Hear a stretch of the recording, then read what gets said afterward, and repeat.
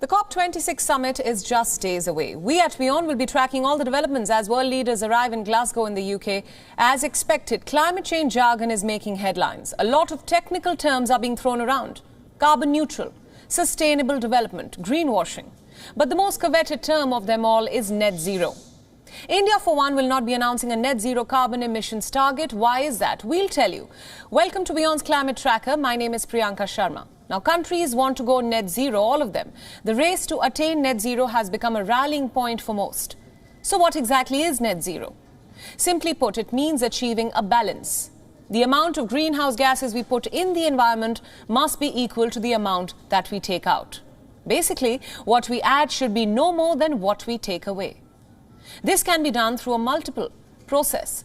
We can lower the emissions using sustainable resources. We can also remove the greenhouse emissions from the environment by capturing the carbon created. Or even do something as simple as planting more trees. Net zero is not part of the Paris Agreement, but it is being touted as a silver bullet aimed at climate change. This is where the problem begins. The idea of net zero is essentially aspirational. The call for action discounts what it means for the richer and poorer nations. A disparity that is growing wider even in Glasgow. Now, leading the call against this lofty net zero target is New Delhi. India is not announcing a net zero carbon emissions target. It says that the journey is more important than the end goal.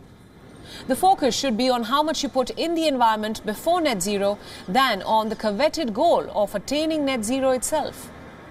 The developed world wants everyone to commit to net zero, but they are all abandoning is their historic responsibility. Since carbon dioxide added to the atmosphere can stay there for centuries, historical emissions are just as important.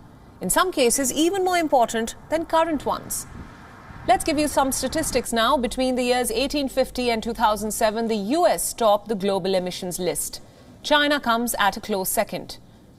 Meanwhile, India has contributed only 4% of the total emissions since the 1850s.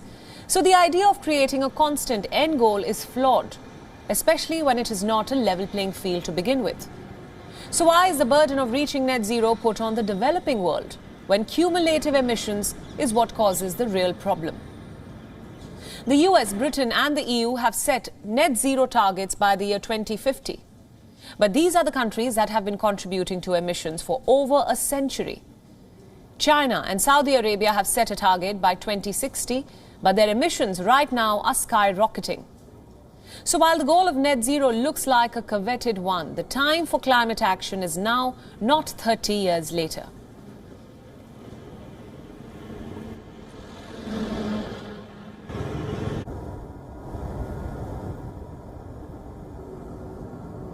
WION World is now available in your country. Download the app now and get all the news updates on the move.